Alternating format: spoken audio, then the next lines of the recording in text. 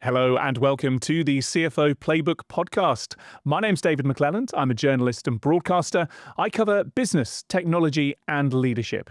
And here on CFO Playbook, I get under the skin of how world-class finance leaders from across various industries leverage technology, as well as set goals, make plans, manage teams, and much, much more.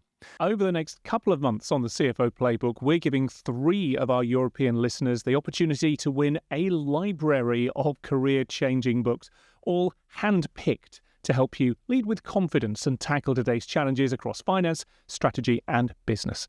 All you need to do for a chance to win is to enter your name and email address. And to enter, just click on the link in the show notes or visit soldo.com/competition. And that's also where you'll find the terms and conditions.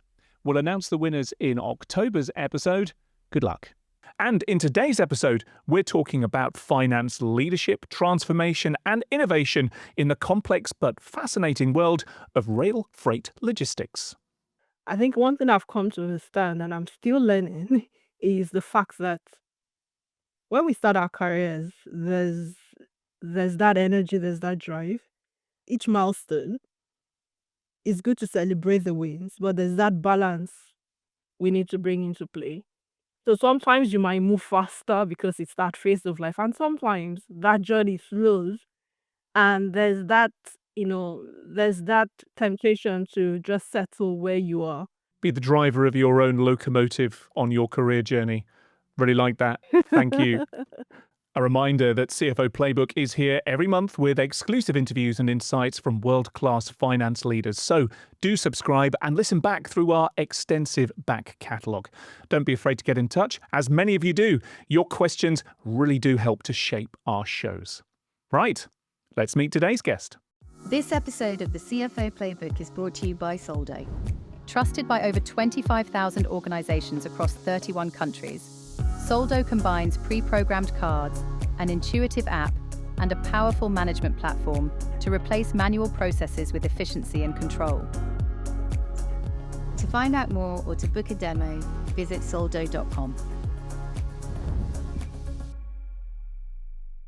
Funto Agbeniga, Head of Finance at GB Railfreight.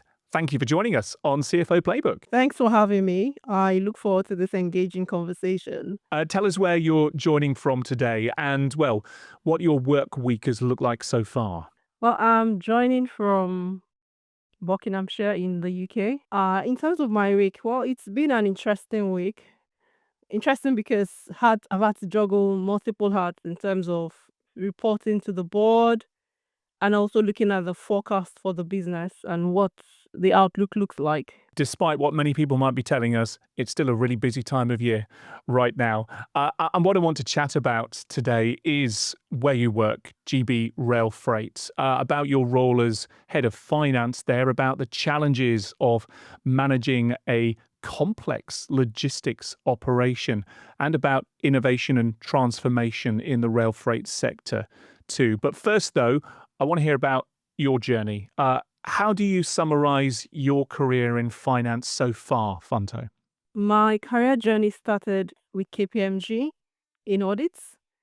At the time, I started in that area of finance because I wanted to understand the regulatory side, reporting, have the right training really to enable me, propel me to subsequent finance areas career-wise. So I did that for a couple of years, and I was fortunate to work with senior leadership, engaged both from a customer endpoint and also internally.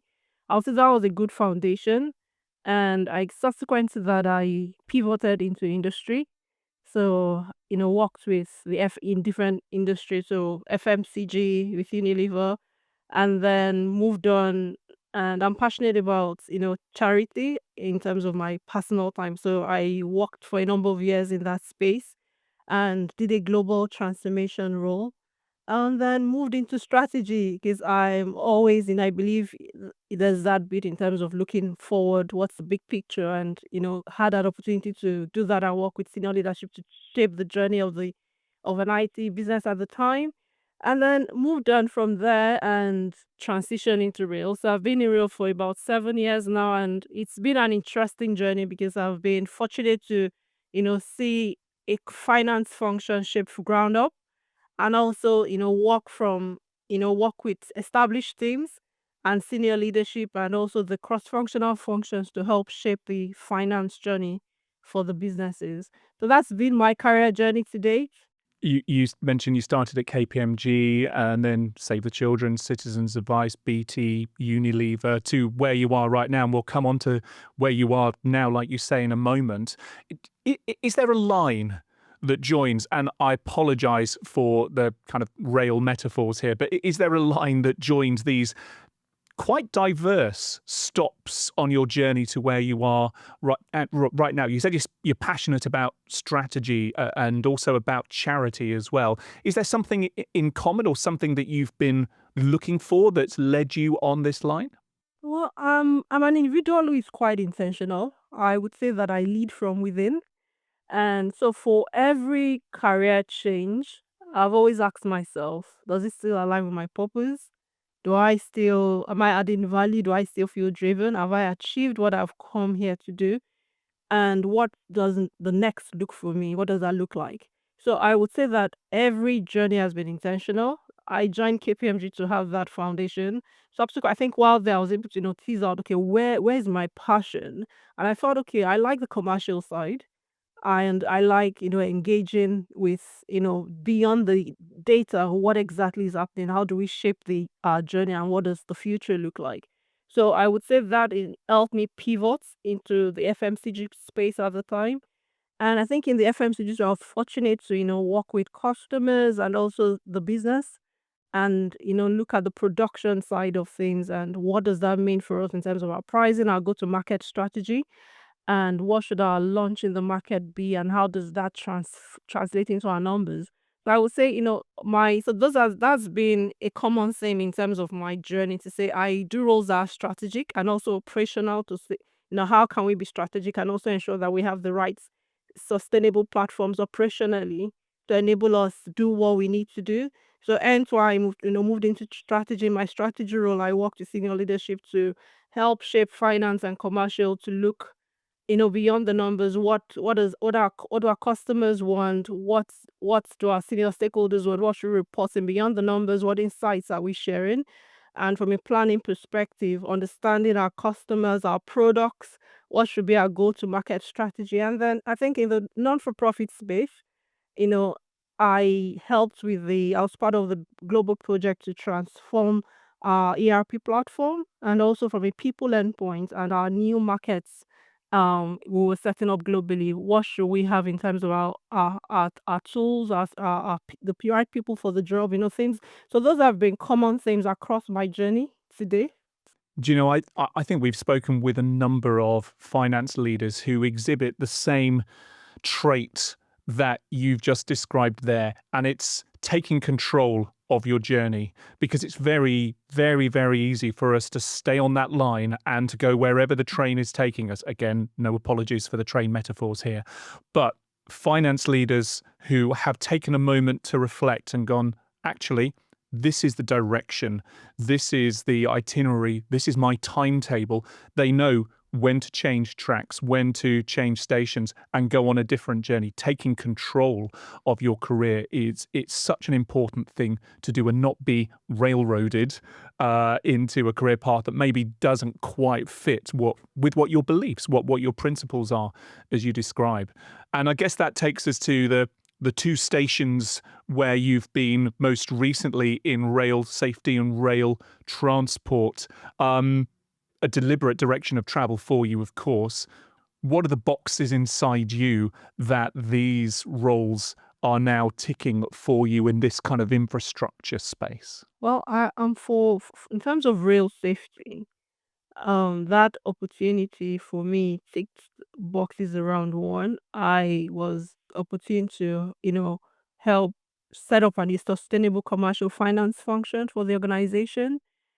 And what did that look like? That meant from a people endpoint, in terms of systems, governance, controls, what should we have in place? What relationships need to be established with our key stakeholders? And also from a stakeholder perspective, where are the gaps? What do we need from, to enable our reporting, our forecasting, and what tools need to be in place? So, being the box of also the transformation side, ticking that box to say, okay, do we have the right tools to enable us, have our contractual negotiations and discussions with our customers? Can we measure the life cycle of our projects? And do we have the right pricing? So that was another key thing in terms of pricing, reviewing the pricing structure and saying, okay, do we need to, reevaluate what our offerings are in terms of how we bundle that up and what price offerings should we have in the marketplace? And also to that bit in terms of the outlook for the next 5 years, what's the strategic plan and how does that translate financially to the organization? So I would say those are key things. That role, I was able to tick the box, to use your words, on, and having that fulfillment to say, okay, I feel that this organization is sustainable. The commercial, at that time we were trying to pivot in the commercial space. We had always done the consultancy. Our offerings had been consultancy, but we're trying to grow our go to market. So I came on board to help with that, and it was a success. I think for me, it ticked the box of that fulfillment. Say, okay, I was able to add those values to the organization to enable them to be sustainable. And today, the organization is going strong, and the commercial finance side of things is doing quite well. So I would say for me, yes, I can look back to say I was part of the four others, and I helped to get the organization to set up the right structures to enable them to be where they are today. So I think that was that bit. And then my current role in GB Railfreight, I would say it's required me to wear a number of hats, and in its own way has also been challenging because it's taken me a lot out of my comfort zone. So when I would say that one key thing I did, and which I got involved in this role, was to take a team. I have a team of 7, to take them on a journey from being accountants to being business partners. And what does that look like? And it's been a successful change journey, and I can look back to over 2 years down the line and say, okay, yes, it's been people have blossomed in their different roles. From a stakeholder perspective, that engagement is much better, and there's been growth, which is key. I think that's something I'm passionate about in terms of people, and enabling people to grow in their career, and translating the learnings I've learned to others. And I would say that's been a rewarding journey in terms of that change process, and ensuring that the right people are in the right roles doing what they want, challenging each group. So I think one person currently leads a team of 5, and at that time that was a key thing for him in terms of growing in leadership. And it's been rewarding to take him on that journey, to challenge him, and also give him those feedbacks, and the pat on the back, but give him that visibility. And it's been good to see him grow into that space, and also develop others. So I think those are journeys we had to go on. And I would say as well, in terms of reporting, so I do the board side of things in terms of reporting on performance, helping the organization to have a more agile way of reporting, aligning it to stakeholder needs. And also, what does that mean from a transformation perspective? What tools, systems do we need in place, and what improvements can we leverage on our existing platforms? So I think that's another box that has been still ticking in my current role. And I would say another key bit of that is also stakeholders. So I do the group, it's a group. So responsible for that side of it. So there's that need to work cross functionally. And for me, it's been a journey because, one, understanding who the stakeholders are in themselves, understanding what their needs are, and making sure from a leadership and team perspective, we are there as the partners to you know, enable the business make the needed decisions. So we're private equity owned, and so there's a lot that happens in that space. But I would say that it's been a journey, and it's still a journey my team and I are going on, to just make sure we are the right fit and we are challenging ourselves to grow. Lots of boxes that the role that you are in now has ticked. And well, I know we're going to come back and explore some of those boxes, open the lid a little bit further and peer inside those later on. But let's just back up a bit. GB Railfreight for those who are, well, I was going to say for those maybe outside of Great Britain who don't know what GB Railfreight is, because we have listeners, viewers from all over the world on CFO Playbook. But even for those of us inside the UK, I don't necessarily think we've got a grasp on the scope and the scale and the mission, if you like, of GB Railfreight. So what can you tell us about its operations, about what it is that essentially you are playing such an important part in managing? So GB Railfreight is a freight operator in the UK, predominantly trying to grow its operational international offerings. We move goods by rail. I would say that a key part of what we do is championing our global footprint. So which means by default, we've been a forerunner in terms of leading great initiatives in the industry. We are one of the big four in our sector and still growing. In terms of it hasn't. I think we've been existing for about 25 years now. Thereabout. We are private equity owned.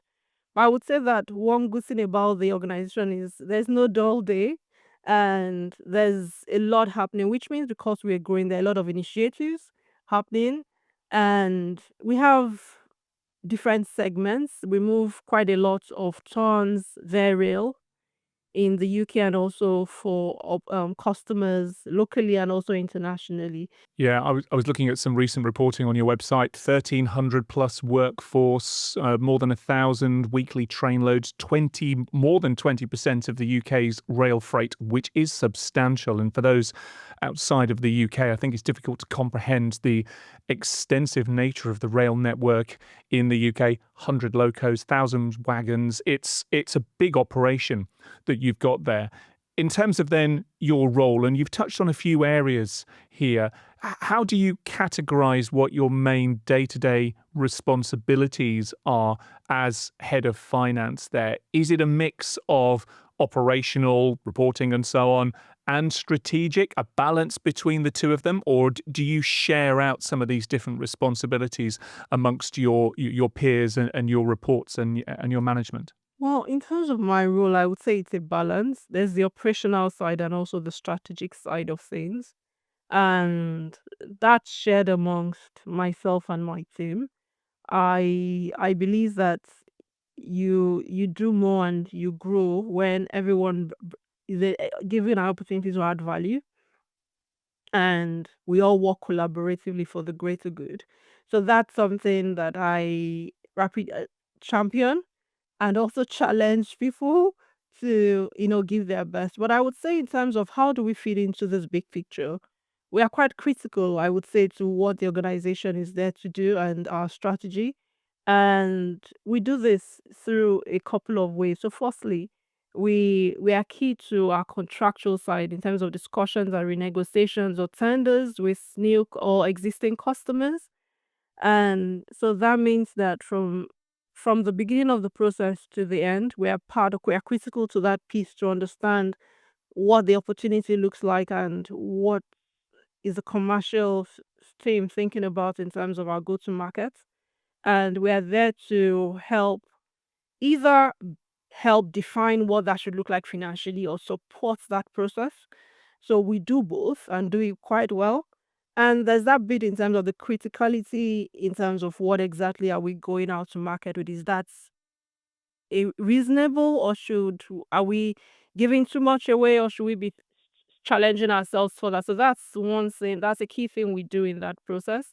And also just making sure from a contractual perspective, the SLAs are fair, and we evaluated that bit to make sure the clauses we are tied into, we are rightly safeguarded and our margins are protected. So that's a key thing. And then beyond that is also the day to day in terms of what what's performance like across each of these offerings, our different offerings and our different segments, and how we performing across those areas. We are there to assess, to challenge, to look at trends, to report back to our directors, the leads of the commercial segments, on how they're doing, and also upskilling those teams as well. Because in the end, if things are rightly done from our stakeholder perspective, it makes life easier for us as well. So, we work collaboratively with our stakeholders to guide them to make the critical decisions for the business. And we are also key to the commercial conversations. So I think we build the relationships so well that, there's that bit where finance, there are checks in place to make sure finance is part of those critical conversations and at the right time.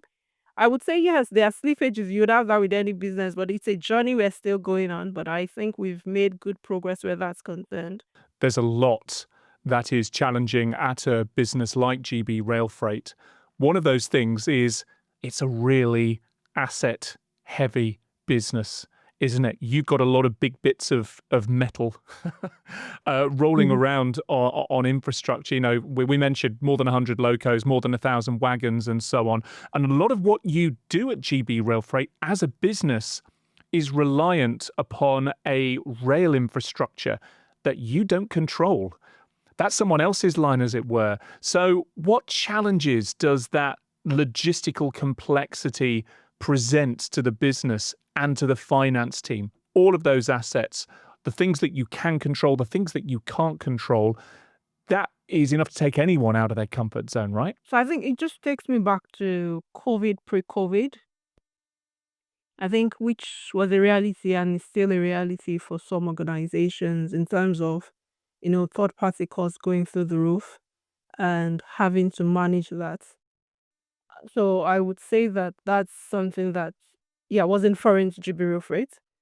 And cost of living for everyone has gone up, right? Which means by default it's impacting organizations. And like you rightly said, we have our leases, long-term leases tied into, that informal assets. So which means that there's that bit in terms of one, ensuring that we have those right relationships and having those strategic conversations with our third parties and ensuring that, we are all aware of changes that might come in terms of the contracts and making sure as a business we're having the right conversations with the right people in the room that are driving those conversations and enabling those things to happen. I would say secondly is also that bit in terms of, as an internally flagging those risks as they come up and having those mitigations in place to protect us. Of course, some of the things are not in our control, but it's saying, okay, this is the level what we are ready to absorb or accept, and then what does that mean for us internally as a business? And I would say that because they're assets do come to an end, right? So it's that bit to say from a continuity endpoint, what do we have in place to manage, that dynamic in terms of the deterioration of some assets or wagons and what do we lease back, you know what do we have as because it's driven by our customers, right, in terms of the assets we have. So where those dynamics from a customer perspective change, what does that mean for us as an organization in terms of our assets?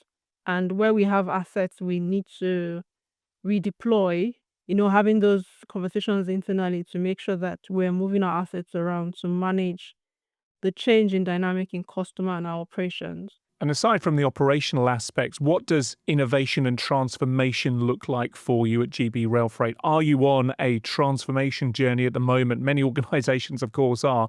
Or have you recently completed one, or are you in the planning stage for something right now?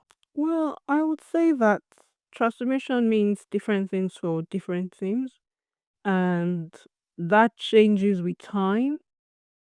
From a financial endpoint, I would say is, and which won't go away, right? Is that bit in terms of that rigor in our processes and having the right tools in place, having the right team in place to enable that and upskilling the teams. So I would say that from a financial endpoint, that's what that looks like for us. And as the world changes in terms of the new solutions, AIs and case in point, what does that mean for us as an organization and what how can we deploy that solution in the market to enable us to understand and interrogate better our data and make more strategic decisions quicker. And I would say generally I think it's the common theme in the business. We're a growing business, which means that which is the right approach to always assess what we're doing and make sure that across the organization we have the right solutions, and where things are no longer everything that could become redundant at the end at some point is to say, okay, for to enable sustainability and continuity, What does that mean from an IT perspective, from a sales perspective, from a planning and asset perspective?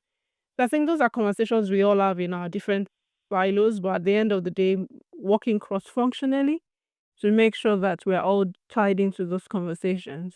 You're absolutely right to call out transformation isn't one thing. And, if you speak to a bunch of CTOs and CIOs, they'll say, yep, maybe some people look at transformation, digital transformation as a technology project. Of course, finance transformation, you might look at it in different ways as well. But ultimately, it's about the business transforming, and technology is one of the tools that enables that.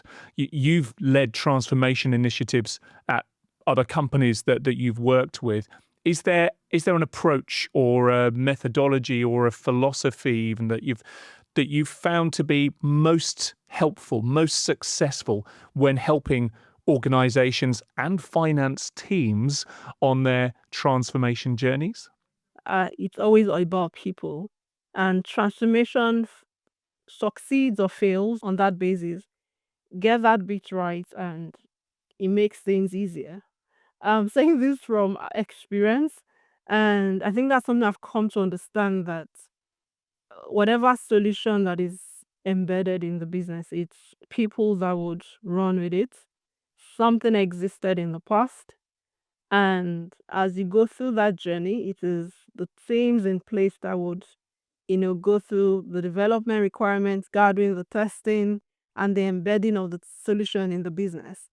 So it's about understanding who those critical players are at the different cycles of the project, of the transformation initiative, and carrying them along on that journey, which drives home the point of communication is very important. You can't go wrong with that. You can never go wrong. So the more you communicate, the better.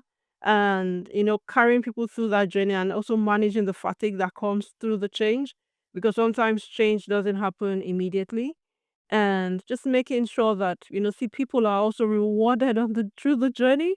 I feel so. I think that's some interesting conversations I've been having in my current role, is also that bit in terms of people want to see the benefit. So how can you demonstrate the benefit as you go through the change, and making sure from a cultural and political perspective, you have the stakeholder sponsor to drive that change room, and from the top, lead from the top. That helps to embed whatever initiative that is being deployed, makes that journey more successful. I feel those are key things I feel from my journey in transformation. I feel helps to you know embed whatever initiative is at play at the point in time, because really, and one thing I find is, with any initiative change comes, right?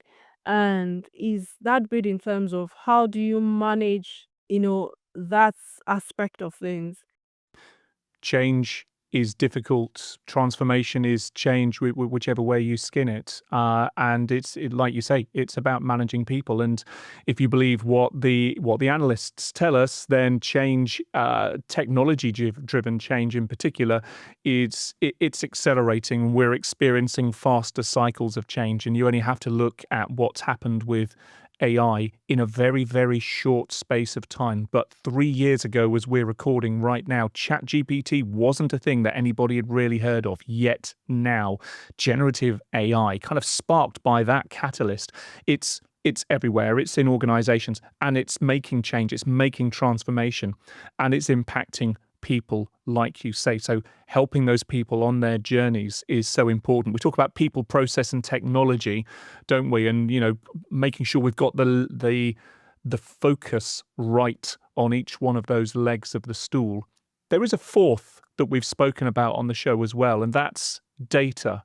And I wonder, what kind of metrics have you found to be most helpful in surfacing the performance or the success or the outcomes of transformation initiatives, particularly when the focus is very much on helping the people to go on that transformation journey? When you are doing your wrap up, your reporting back to the board, you spent this much, this is the benefit. What kind of metrics do you think are most helpful in your experience? So I guess with any initiative, there's usually a business case for that, and which in the initial instance is what spurs that journey to be able to justify why we need this change and why the current state of play no longer holds for us as an organization. So it's having those metrics that enable those measures real time. Is it the return on investment? Is it the savings in terms of people's the efficiency and the turnaround time? I'll give an example. Reporting wise, how long does it take for us to, report back on, the performance, month-end performance, for instance, if that's a challenging organization, how long does it take us a week? Does it take us 2 weeks? And subsequent to the project or while at you know, different timelines in the life cycle of that initiative to say, okay, we've been able to, cut down the time by 20%, and people are, there's efficiency and the time is being redeployed to do ABC in terms of other areas of the business, and we're adding better value as a finance function. So I'll say that's one of the key thing. Or to also say, for instance, yeah, profitability on this project has improved because we've been able to have this, better negotiations with our customers, better engagement because we've done this project. So those are examples of it comes down to what was the case in the initial instance and what were the benefits we had said we can demonstrate, and being able to measure those benefits through the life cycle and making sure that that's being communicated. And also the risk. With any project comes risk.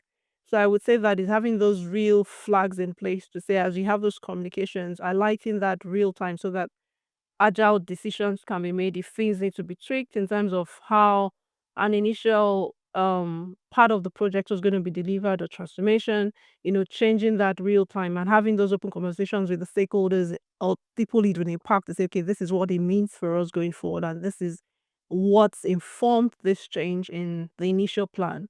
So I would say that at the end of the day, it's that demonstrable benefit to be able to show from the trackers and real time, cascading of, information on how we're performing. And when there are blockers, also flagging that and managing that as a project team. So I feel those are the key things. And then you can't go wrong with celebrating wins through the journey.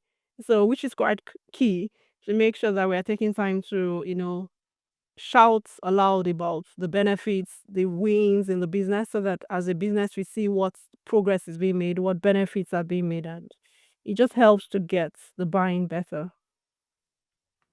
Helps to bring the people with you, like you say, which is so important, and as you have been doing with your team, as you say as well.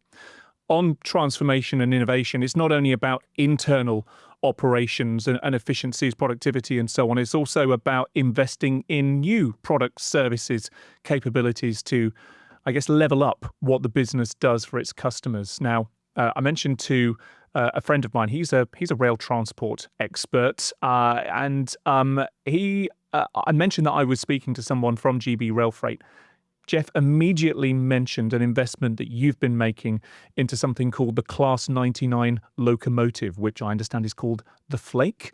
That's its nickname. Now, I know this isn't a kind of transport podcast, but I think it's important to talk about because this is a significant investment that you're making to develop sustainable transportation, to be able to offer something that's different and differentiates you from your competitors. So what can you tell us about the Class 99 and maybe more broadly about how you look at investments in projects like this in general? Okay, I would say the class 99s are a dual mode locomotive that runs on both diesel and electricity, which is an impressive initiative because it positions us as an organization with foresight and helps us to drive home the point of why we exist in terms of our mission of having reducing our footprint and helping the country, the nation to be more sustainable and thinking of the next generation and the future. So I would say that that's a good one, and it's involved collaboration across different parties to get that over the line. But beyond that is it's a good initiative because it demonstrates that we're thinking further down the line. We have the customers interested at, which means that for our customers who have investors, they can demonstrate that, and that's part of their green agenda.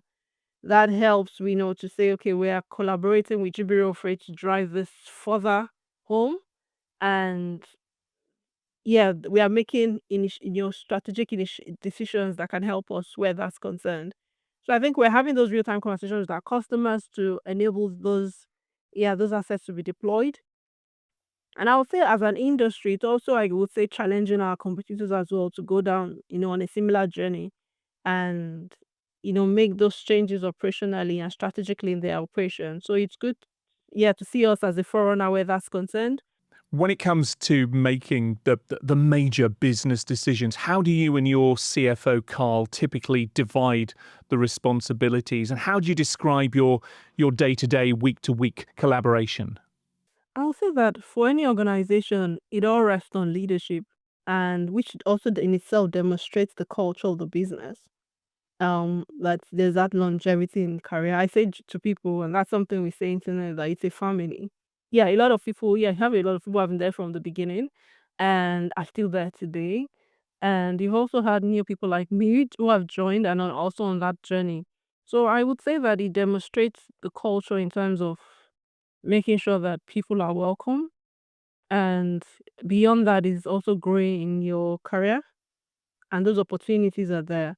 So you have, I think, finance as a case in point. You have people that have done different roles, won different arts, and have moved across teams, which means there's that breadth of experience, there's that breadth of knowledge, and opportunities are there. But which it goes back to everyone in terms of championing your career, I would say, and looking for those opportunities.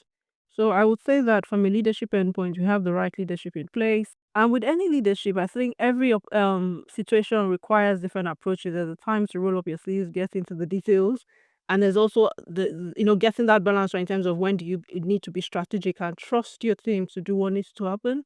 To do, yes, so I think it's that bit and that balance. As we come towards the end of our journey, we're not quite at the final stop yet, but we touched on some of those previous stops on your career journey earlier. What would you say has been the strongest learning from those earlier roles, the earlier stops on your career, that's informed how you do what you do now at GB Railfreight? I think for me, my leadership pivot was as a result of a line manager I had back then, like, years ago. We grew in terms of relationship. Our relationship grew, and she became like a mentor. And one day we got talking, and she went, "Oh, Funto, I feel that, yeah, there's more to you that you're not showing and demonstrating to the business, and you're a leader." And I was like, okay.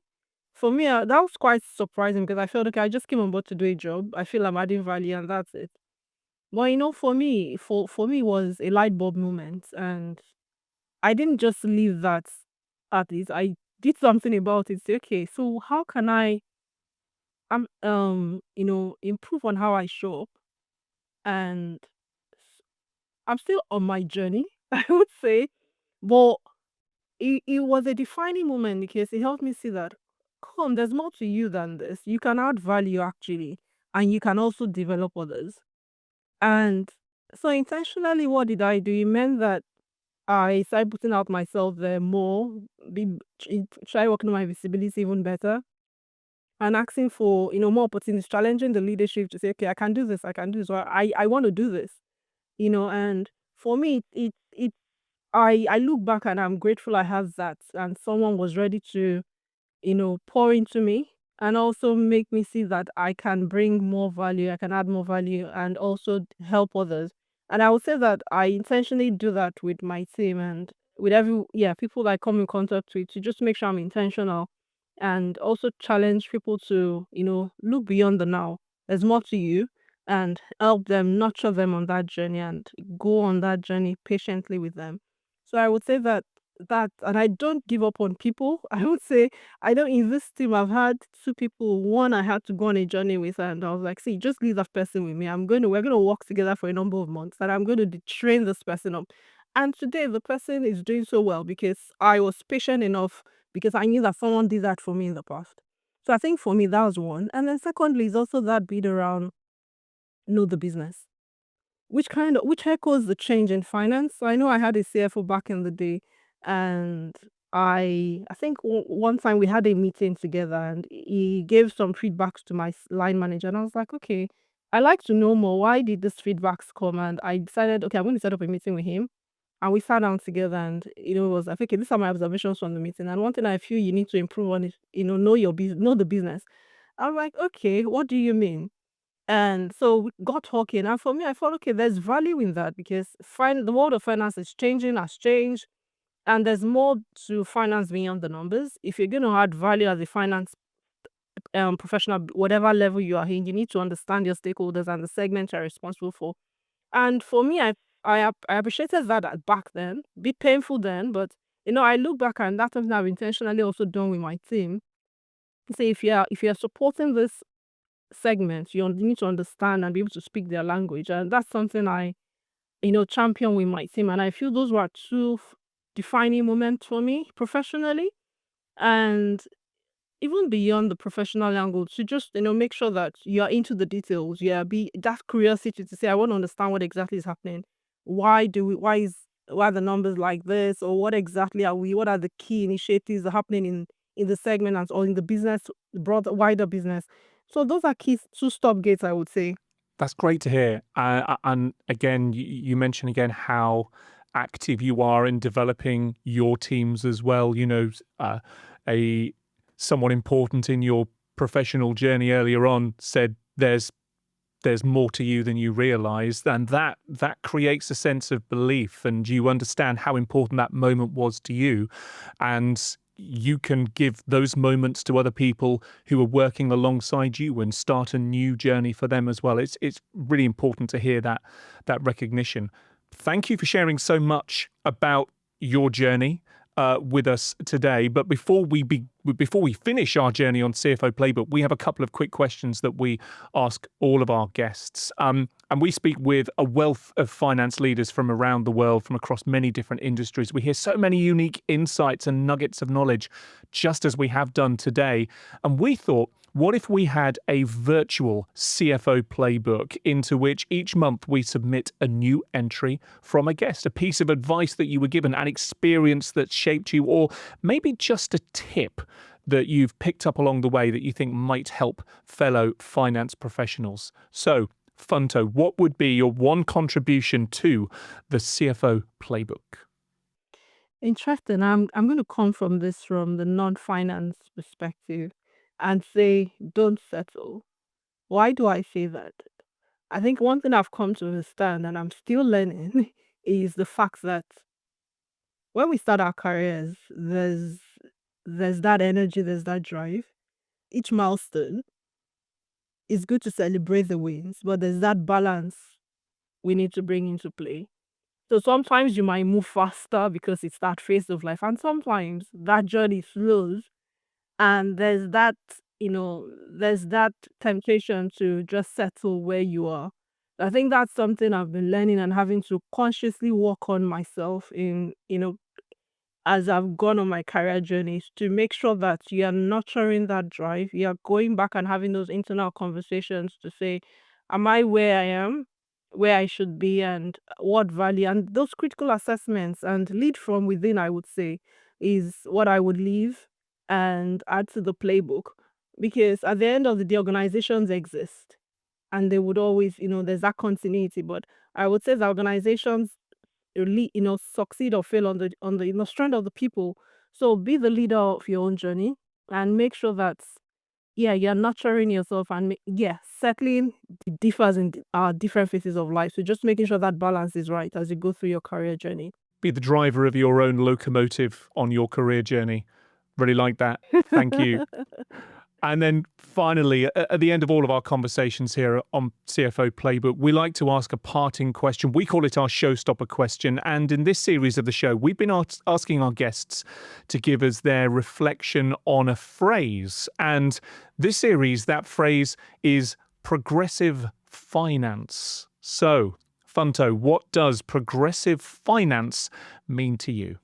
When I think of progressive finance, the key things come to mind. One, progressive in terms of our policies, progressive in terms of our team and the equality that exists, and also progressive in terms of systems. And what do I mean by that? So, in terms of policies, right? For each phase of our growth journey as a function, finance, business, that changes, and with every threat in the business or in the industry, that changes. So, one, for instance, is our transition to cloud, particularly during the COVID and post-COVID areas, which has meant that the level of threat has gone up in terms of cybersecurity, and just ensuring that as a function we have the right safeguards in place to protect the data we manage, because in finance we handle a lot of data. So having those needed measures, checks in place.